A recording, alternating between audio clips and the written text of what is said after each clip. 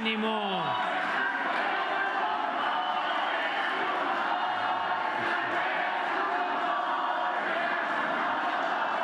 Bueno,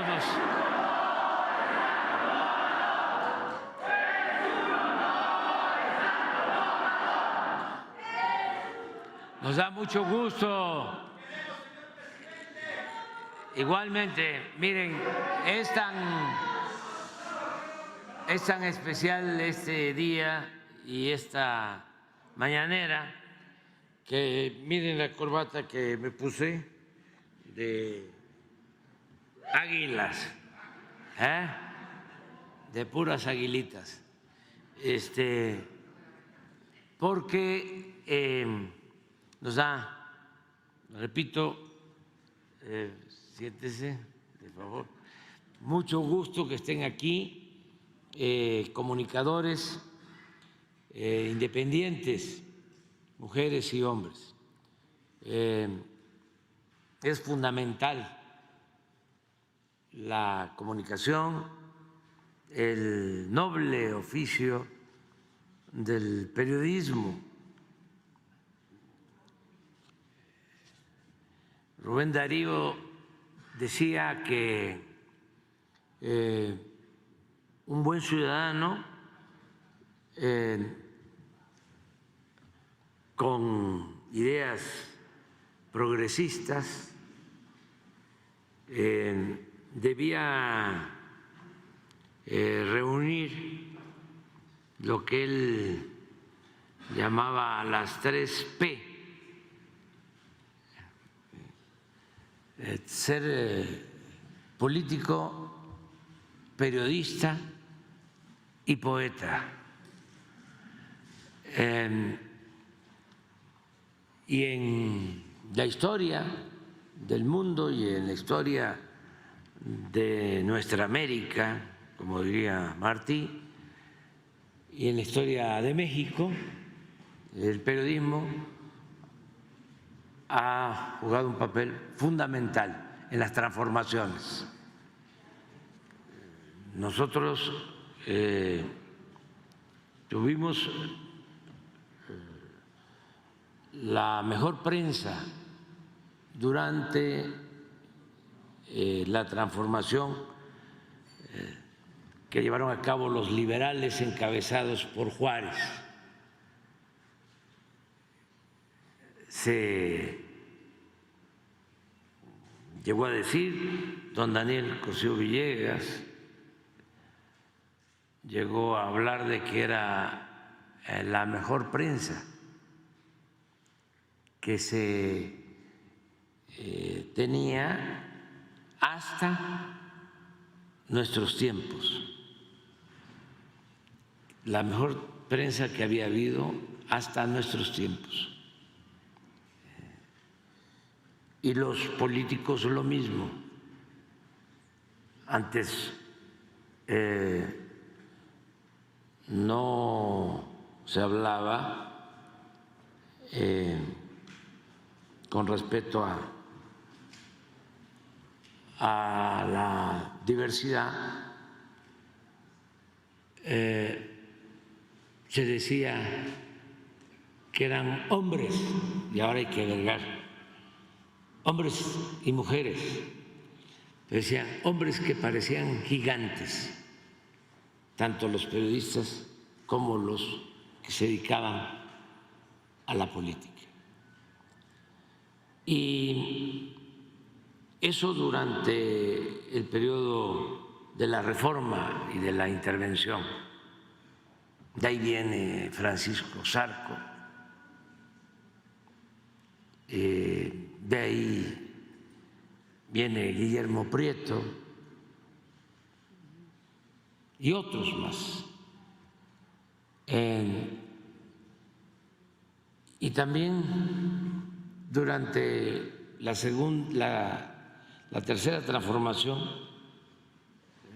la primera revolución social del siglo XX, la Revolución Mexicana, es impulsada por periodistas. No se podría entender, no se podía comprender la revolución sin los periodistas revolucionarios. ¿Cómo explicar lo que fue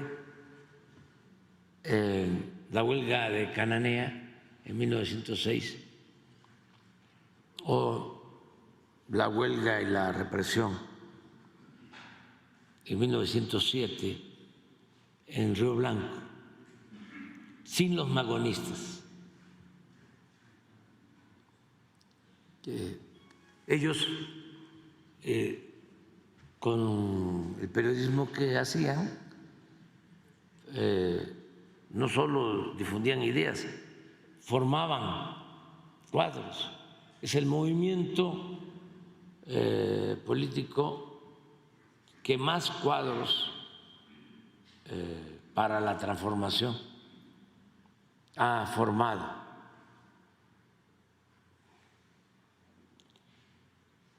Y había magonistas que repartían el periódico Regeneración en Cananea. Vaca Calderón era magonista, dirigente en la huelga de Cananea. Y otros. Y es ese movimiento el que lleva a tomar conciencia. En Río Blanco lo mismo, son magonistas los cuadros, y es a través del periodismo. Los revolucionarios que buscaban transformar tenían que contar con una imprenta. Hay un caso excepcional en nuestro país de un héroe anónimo, Catarino Garza Rodríguez, que fue un periodista que nació en Matamoros, Tamaulipas, pero vivió del otro lado de la frontera y en Laredo ejerció el periodismo y convoca al pueblo de México a tomar las armas en contra de la dictadura porfirista 18 años antes que Madero. Y fíjense de dónde convoca, o en dónde convoca, en Texas, que ya en ese entonces Texas y California y 9 estados de la Unión Americana que pertenecían a nuestro país ya estaban anexados o ya habían pasado a formar parte de Estados Unidos. Entonces, él forma un grupo armado, una guerrilla, y todo su movimiento lo hace en un condado de cerca de Laredo, que se llama San Diego, y era con su imprenta, como reúne a un grupo de revolucionarios. Y es una historia bellísima y excepcional, porque en aquel entonces habían 10,000 soldados estadounidenses y movilizaron a la frontera para capturar a Catarino Garza a 3,000, más los Rangers de Texas,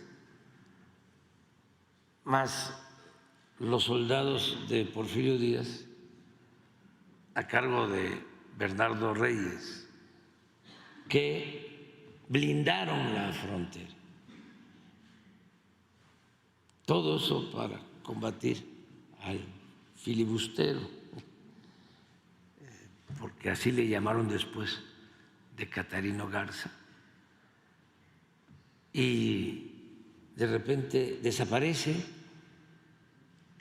y se sabe de él que está en Costa Rica, y ahí con otros revolucionarios que luchaban también por la independencia de los pueblos, se encuentran, ahí se encuentra con Maceo, Antonio Maceo, se encuentra con José Martí, se encuentra con el general Uribe, que es el personaje colombiano que utiliza Gabriel García Márquez de prototipo, es el Aureliano Buendía para su novela 100 años de soledad.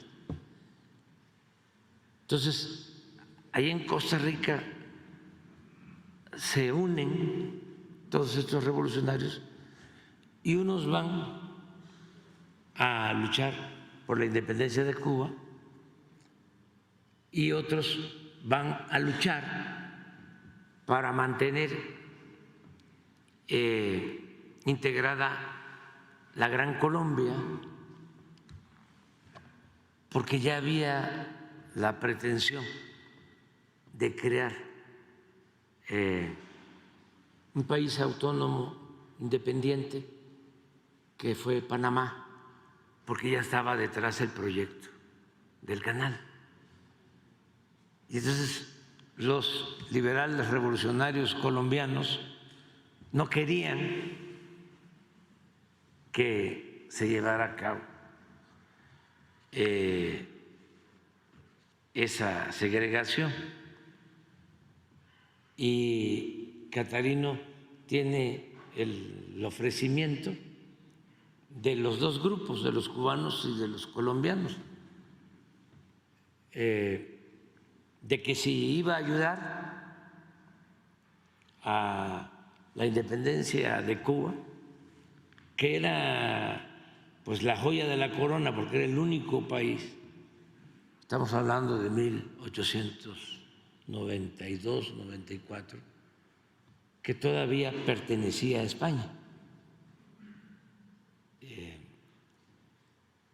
Tenía ese ofrecimiento de ir a luchar por la independencia de Cuba o ir con los colombianos, y a cambio, como él mismo expresaba, cuando triunfaran en Colombia, triunfaran en Cuba, esos revolucionarios iban a venir a ayudarle para enfrentar aquí a la dictadura porfirista. Es una historia importante. Él decide irse encabezando un grupo guerrillero a Colombia y lo asesinan en la toma del cuartel de Bocas del Toro, que hoy pertenece a Panamá, en un enfrentamiento, y ahí lo dejan, lo entierran en una fosa común junto con otros guerrilleros. Yo aquí aprovecho para decirles que hicimos una investigación y ya encontramos los restos y los vamos a traer a su natal Matamoros. Pero estamos hablando de un periodista político revolucionario.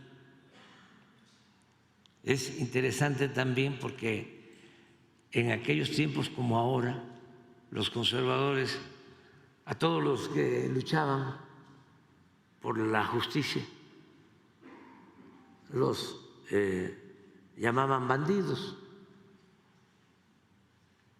Y yo escribí un libro sobre Catarino que se llama así, Catarino Garza Rodríguez, revolucionario o bandido.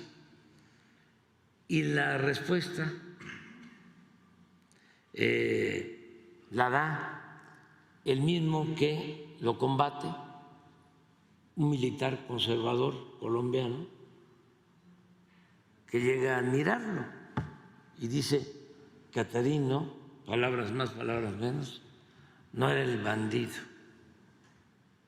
que decían los americanos, era un hombre con ideales, con principios, como lo fue después Ernesto Che Guevara y otros revolucionarios internacionalistas. Pero aquí lo que quiero destacar es cómo el periodismo siempre, el periodismo de avanzada, siempre está vinculado a una causa, siempre tiene que estar lo más cercano posible al pueblo y lo más distante posible al poder, esté quien esté en el poder.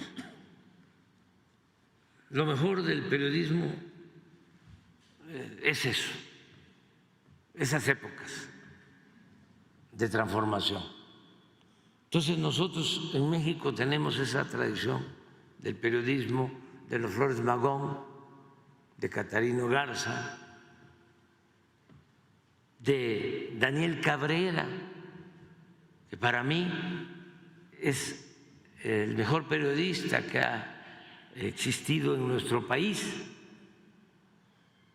el director de un periódico que se llamó El Hijo del Ahuizote, la sala principal, ahora que estamos en esta nueva etapa de reuniones en Palacio, le pusimos Daniel Cabrera. Entonces, ese periodismo es el que nos llena de orgullo. Luego, ese periodismo pues fue desapareciendo, se fue apagando. También era muy difícil ya mantener un periodismo independiente cuando predominó un partido de Estado durante mucho tiempo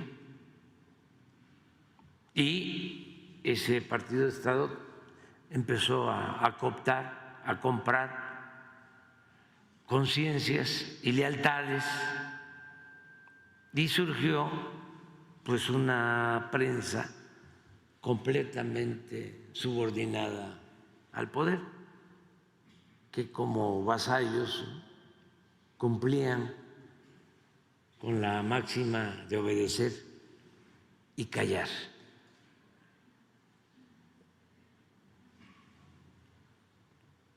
Un control casi total, absoluto, con honrosas excepciones de periodistas que siempre actuaron con independencia, pero fue la excepción. Esa prensa se fue pervirtiendo hasta llegar a ser un instrumento de control y de manipulación de la oligarquía de México. Y es fácil de demostrar cómo los medios de comunicación convencionales los más influyentes, tienen que ver con las empresas o con los personajes con más dinero en el país. Entonces, es un periodismo que se fue creando para legalizar, legitimar la corrupción, el saqueo,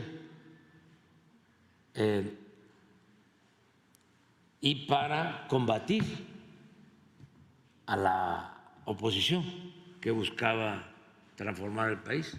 Nosotros los hemos padecido durante mucho tiempo. Ahora, afortunadamente, las cosas están cambiando para bien, porque se dieron al mismo tiempo una serie de condiciones muy favorables, inmejorables, diría yo. Antes nosotros como opositores padecimos mucho porque nos cercaban. Imagínense, hace 10 años, no hace mucho, eran 2, 3 televisoras y 3, 5 cadenas de radio y 10 periódicos los que tenían el control, y ellos eran los que influían y formaban la llamada opinión pública, una influencia total. Nosotros nos sentimos muy orgullosos porque por primera vez esa prensa, esos medios, completamente al servicio de los intereses creados, no pudieron evitar la transformación de México, lo que se ha logrado hasta ahora por el impulso del pueblo, porque muchos hemos trabajado, millones de mexicanos, en lo que llamamos la revolución de las conciencias, y se ha logrado que el pueblo de México sea de los pueblos con más conciencia en el mundo, con menos analfabetismo político, o de los pueblos más politizados del mundo. Durante mucho tiempo, que esto no es nada más de Hitler o de Goebbels, el control mediante la propaganda de las multitudes y de la imposición de políticas autoritarias, lo de que una mentira que se repite muchas veces puede convertirse en verdad, no se aplica a partir de el nazismo, viene de tiempo atrás. Nosotros aquí, a veces lo recuerdo, cuando se luchaba en contra del santanismo, Santana fue 11 veces presidente de México, y por culpa de él nos arrebataron más de la mitad de nuestro territorio.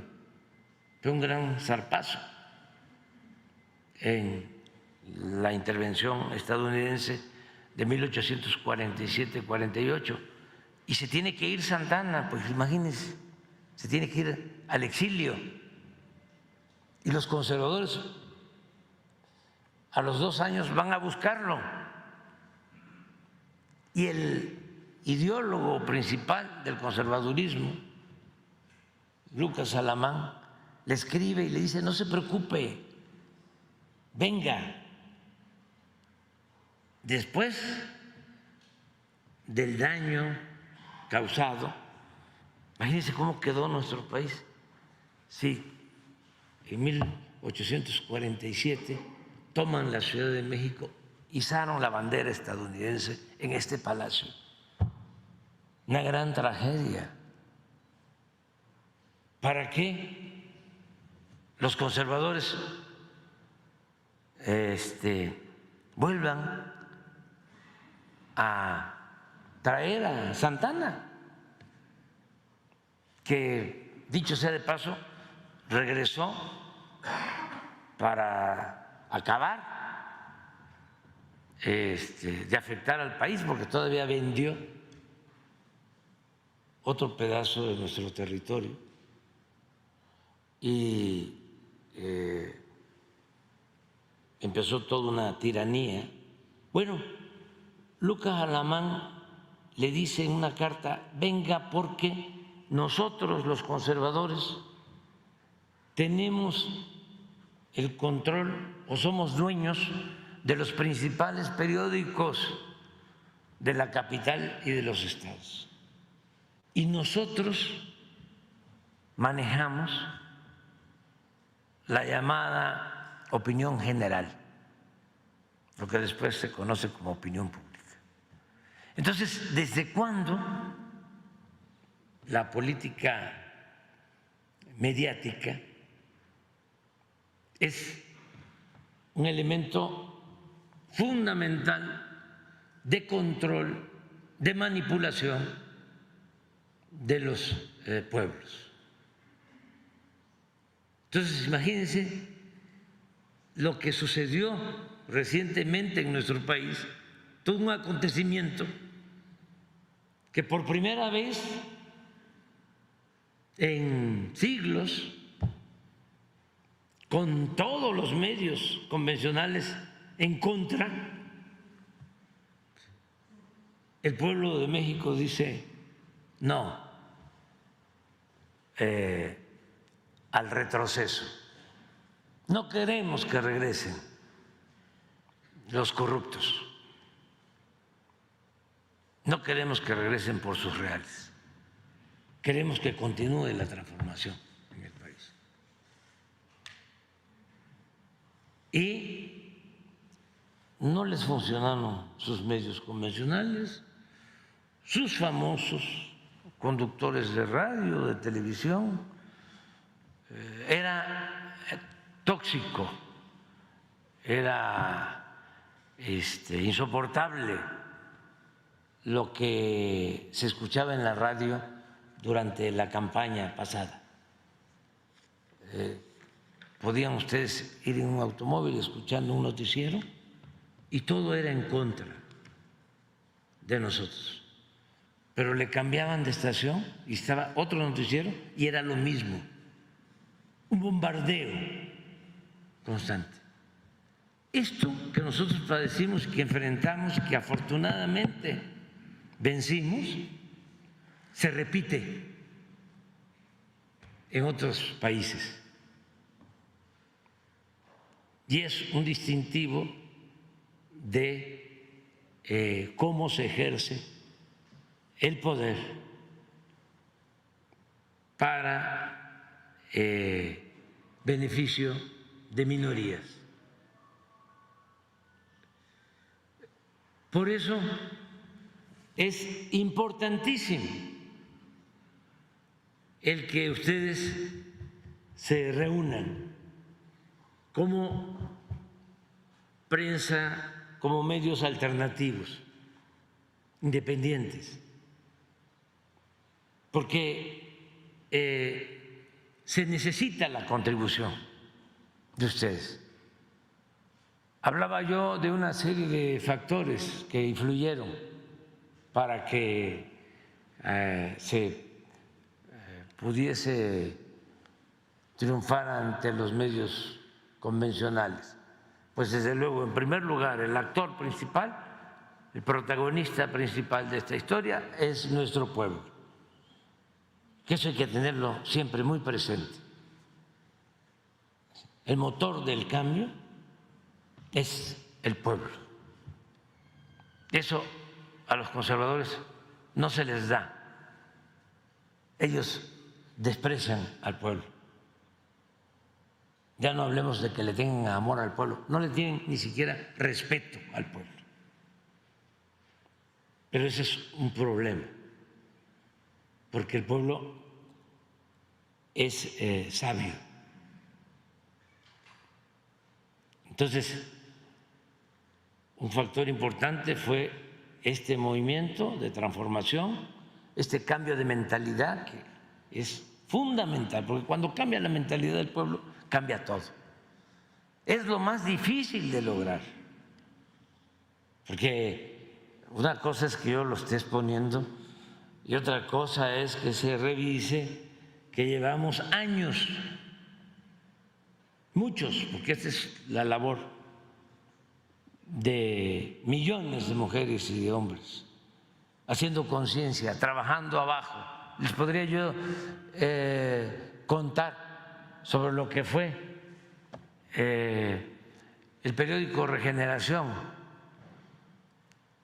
que creamos, que llegamos a editar 10 millones de ejemplares.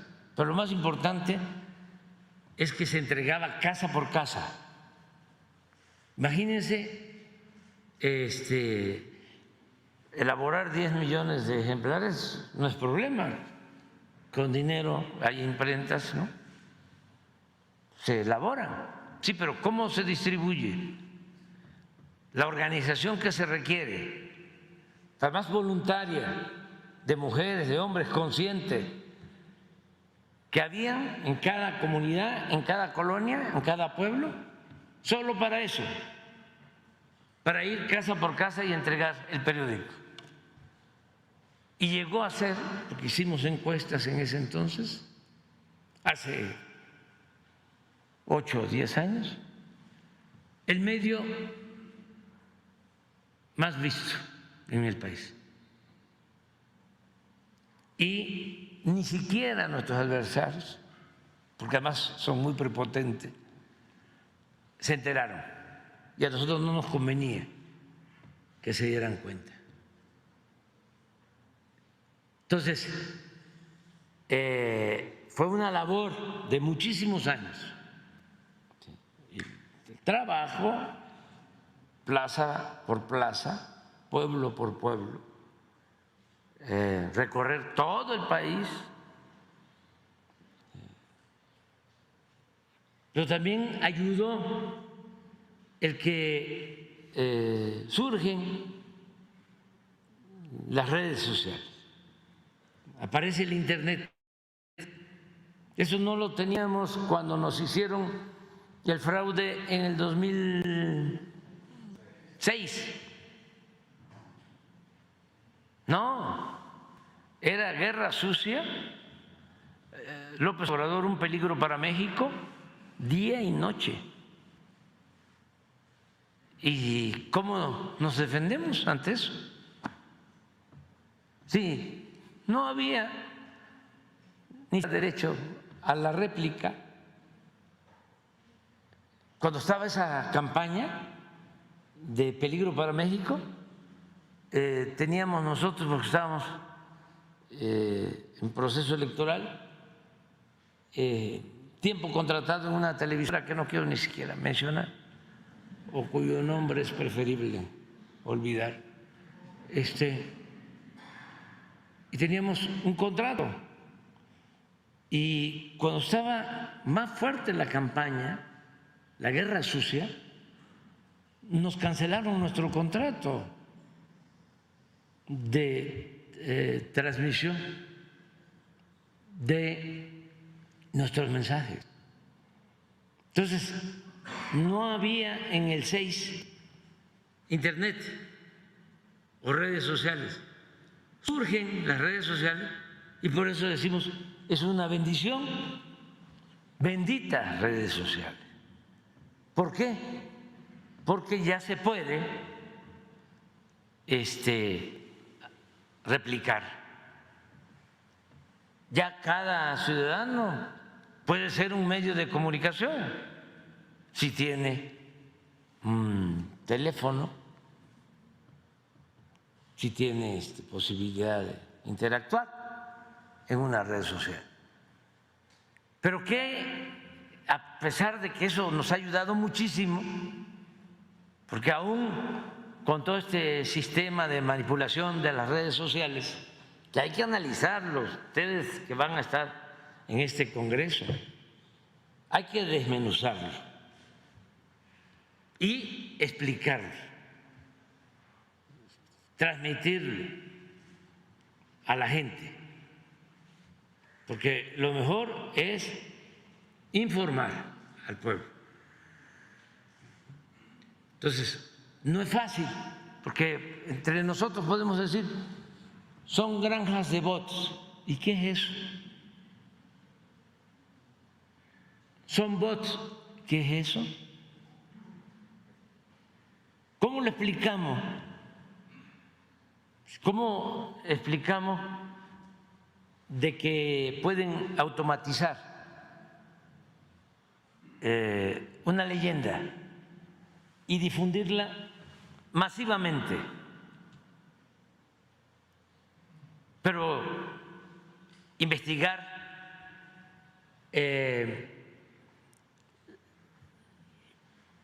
cómo funciona, quién elabora el contenido, quién establece el contrato con la empresa o con las empresas que se dedican a eso, cuánto cuesta, qué alcance tiene,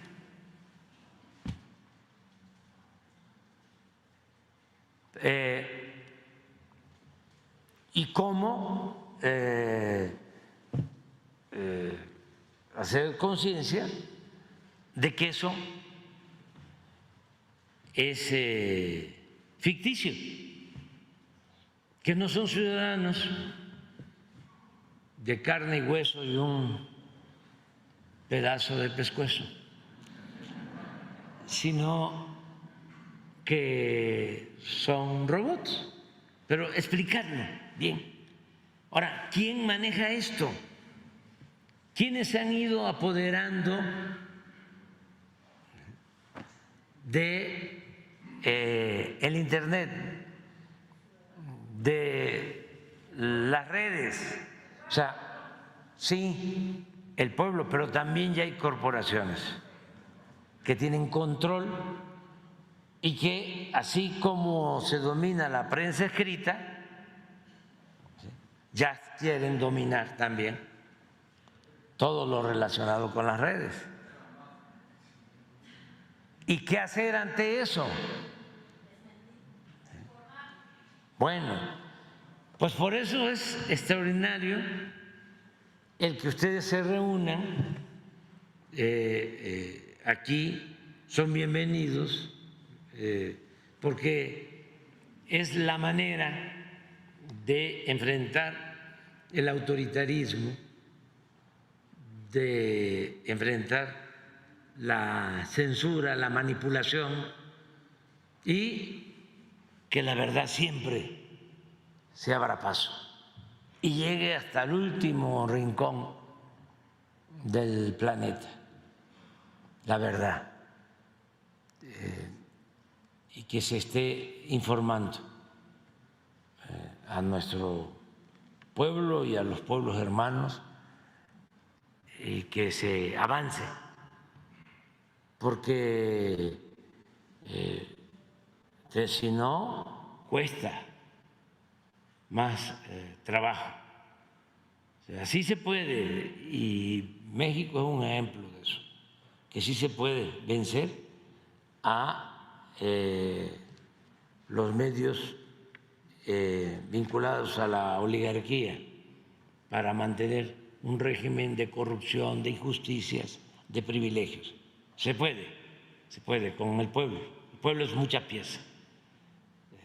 Pero hay que llevar esta experiencia y hay que seguir trabajando para que se consolide en los países, se consolide esta fuerza que significa el hacer realidad el derecho a la información. Y son ustedes, repito, bienvenidas, bienvenidos aquí a la Ciudad de México, y esta es la casa de todas y de todos. Ya me pasé.